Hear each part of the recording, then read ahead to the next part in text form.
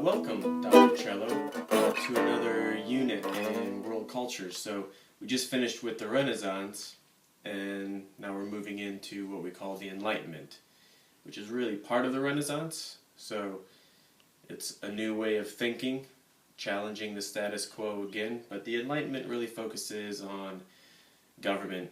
The Enlightenment really focuses on society.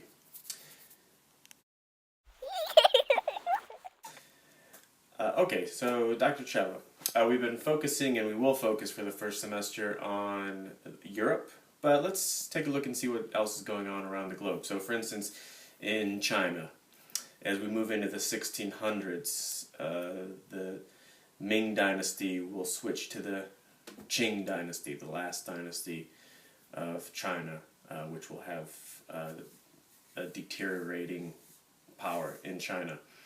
If we move to a little bit west to Persia, the Safavid Empire by the 1600s is spreading Shia Islam in that region. In Africa, since the Europeans are out and about and landing on the coast of West Africa, we have empires like the Congo Empire trading with Portugal, and one of the things they're trading is people, so the emergence of the slave trade. In the Americas, by this point, Central America, where the Aztec Empire was, has now been devastated by the Spanish. The Inca Empire to the south in South America has been devastated by the Spanish. So by the 1600s, these empires don't exist.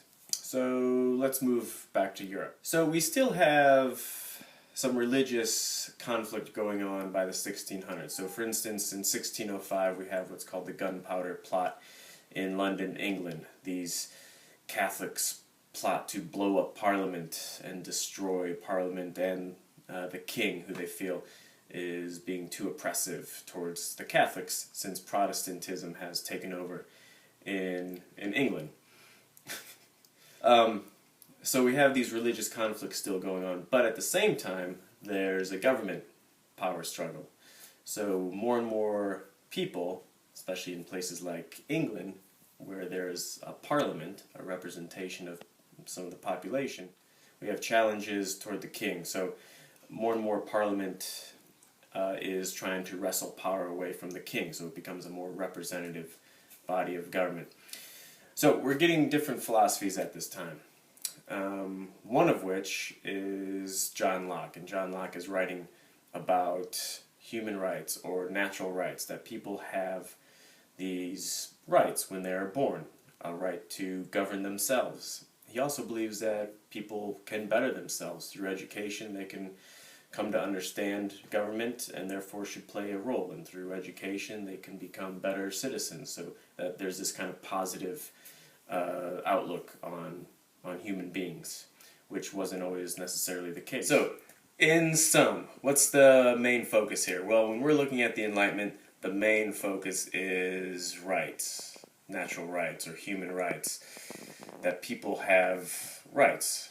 So we'll see that this will play a huge role down the road, for instance, in what becomes the United States.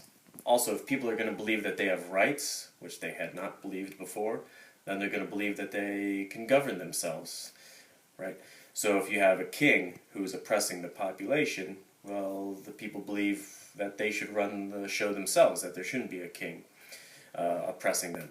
So we're going to get more and more conflict. So we have this religious conflict in the Renaissance because of things like the Renaissance rebels and Martin Luther, but now we're going to get these kind of government society conflicts, and we'll get all-out revolution because of this Enlightenment. Really all because people now believe they have rights. Thanks for listening, Dr. Cello, and Imogen, and Gertie.